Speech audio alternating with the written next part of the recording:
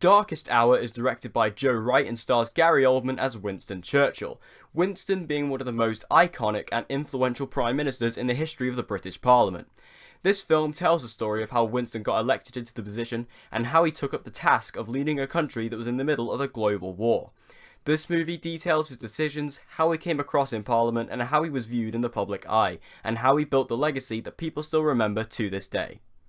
Gary Oldman gives one of his very best performances as Churchill.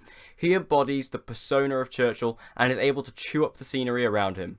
He really does steal the spotlight from everyone else on screen, but I don't think that is a bad thing, as in a biopic, you want your lead character to be an extremely captivating presence, and to say that Gary Oldman is captivating in this film would be a severe understatement.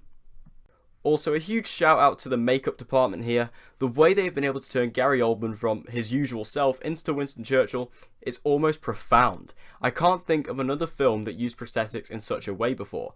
This man looks like Churchill, even though in reality, Gary Oldman looks nothing like him. It's the way they have added a lot of fat that really is mind-blowing, as this did not require Gary Oldman to do any fattening up to the lead up to the filming. This could be the next big thing in Hollywood, which is insane prosthetics. There are other great performances too, such as Ben Mendelsohn, who is excellent in this film, very understated. What I mean is his performance is very subtle yet very effective. His character never bursts out or screams at any point. Instead, you learn everything you need to know based on his expressions and tone and demeanour alone, which is a very subtle technique but one that works very, very well for his character. There is also the wonderful Lily James, who I am a huge fan of. She plays Winston's secretary and she was brilliant here. She actually surprised me with how emotional her performance was, and there is a particular aspect to her character that really adds a weight to her character, as well as giving her the motivation to do what she does. Absolutely loved her in this film, as I love her in absolutely everything she does. I'm a huge fan of Lily James and I'm so glad she was in this film. Joe Wright was the director of the film, and this is easily the best film he's ever directed. Joe Wright had previously helmed the 2015 Pan reboot, which was an awful film to say the least, but here in Darkest Hour he proves that there is a lot of potential for this guy. A lot of the shots in the film are very well done and can sometimes convey the tone of the movie, which was a nice addition that I didn't expect. I do have to mention the cinematography in this film too. There are plenty of beautiful looking and meaningful shots interwoven throughout the film that really help you sink into it. Most of them do not show up in any promotional material either, which is something I was very pleased about, as it helped add to the surprise. They just helped add to the film in a very subtle way. That's a recurring theme within this review. Everything that is done is very subtle, but yet very, very effective. And like I said about Ben Mendelsohn, just the whole film, very understated. I also want to bring up the colour palette used in this film. It is very dull, dark, gritty and grey, and this perfectly encapsulates the time period and how everyone was feeling at this time. This was a time of anxiety, depression and sadness, as the world was at war and nobody knew what was going to happen, when and how. So the dark colour palette only added to the dark overtones of the movie.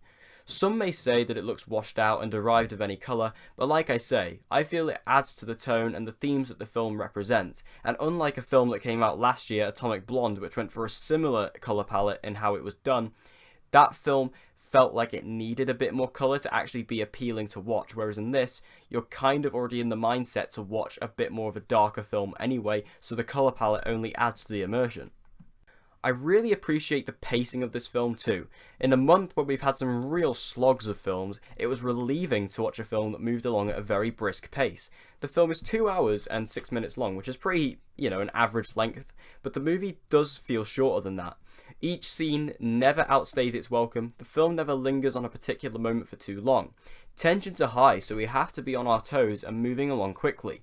The film recognises this and keeps the ball rolling consistently, which was such a joy to watch and such a joy to experience in such a dragged out month so far. This film had a great score too.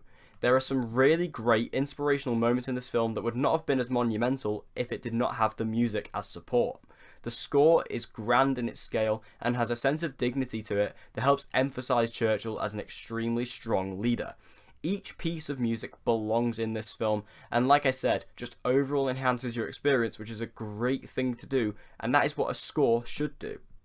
In conclusion, Darkest Hour is a brilliant character study on one of Britain's most admirable leaders, featuring an outstanding lead performance and fantastic supporting performances by the whole cast, as well as featuring one of the very best uses of prosthetics I have ever seen in a film.